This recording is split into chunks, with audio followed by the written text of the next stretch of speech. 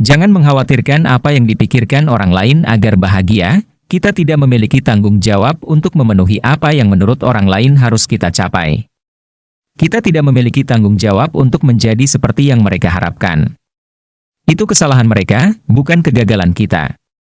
Pada umumnya merupakan ide yang baik untuk memperhatikan pendapat orang lain sampai taraf tertentu, karena pendapat tersebut dapat mengandung wawasan yang bermanfaat. Tetapi terlalu berfokus pada mereka sampai-sampai kita menghabiskan waktu berjam-jam memikirkan apa yang mungkin dipikirkan orang dapat membuat kita menderita. Ini tidak hanya berpotensi berbahaya tetapi juga tidak perlu. Saat kita membiarkan kegembiraan kita bergantung pada pikiran dan anggapan orang lain, kita melepaskan kekuatan atas keadaan emosional kita. Dengan sikap ini, rasanya menyenangkan saat orang-orang menyukai kita. Tetapi ketika mereka tidak menyukai kita, kita menjadi sedih dan marah. Apalagi sekarang, di era media sosial, banyak yang menjadikan pikiran dan anggapan orang lain sebagai titik fokus hidup. Maka, perhatian positif menjadi persyaratan untuk kebahagiaan, yang sepenuhnya bergantung pada keinginan orang yang ingin kita buat terkesan. Bahkan bisa menjadi kecanduan.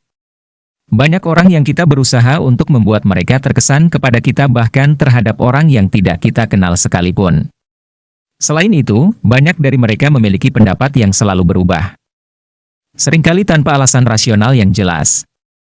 Jadi mengapa kita membuang kekhawatiran adalah membuat mereka kita mencoba mengendalikan yang tidak dapat dikendalikan. Pendapat orang pada akhirnya tidak tergantung pada kita, jadi tidak banyak yang bisa kita lakukan untuk menghentikan mereka agar tidak menyukai kita.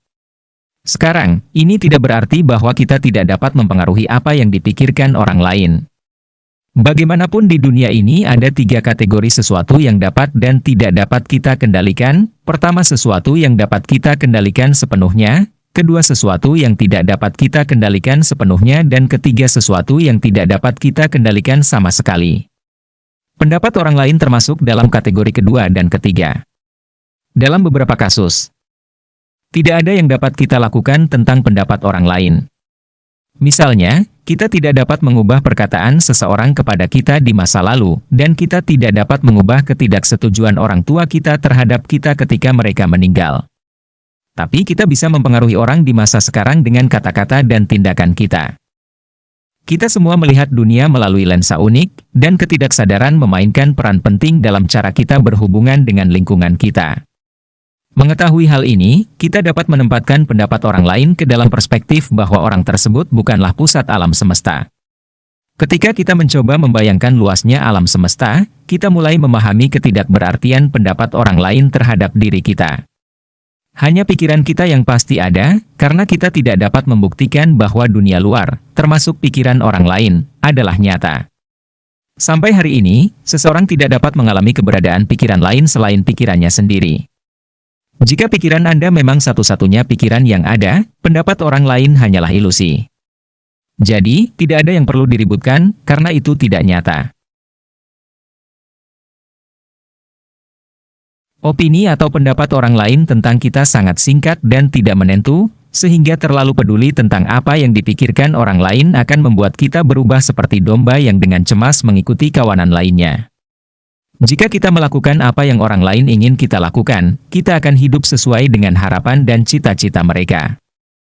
Hidup ini terlalu singkat untuk dihabiskan mengkhawatirkan pendapat orang lain.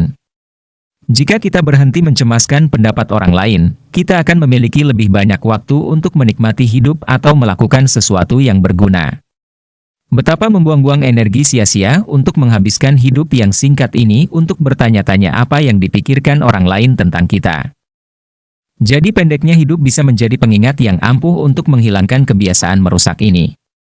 Kita paling mengenal diri sendiri meskipun orang lain dapat memberi kita perspektif luar yang berharga tentang perilaku kita, orang yang paling tahu tentang kita adalah kita.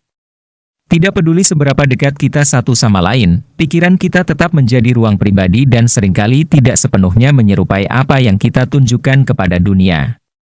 Jadi, pemikiran orang tentang kita berdasarkan apa yang mereka rasakan seringkali tidak sejalan dengan kenyataan. Oleh karena itu, umpan balik yang kita dapatkan dari orang lain bisa sangat membantu, tetapi kebenaran pada akhirnya tersembunyi di dalam diri kita sendiri. Jauh di lubuk hati, kita tahu apa yang kita inginkan, dan semakin kita tetap setia pada itu, kita menjadi semakin bahagia, dan semakin sedikit kita menyesuaikan diri dengan keinginan orang lain.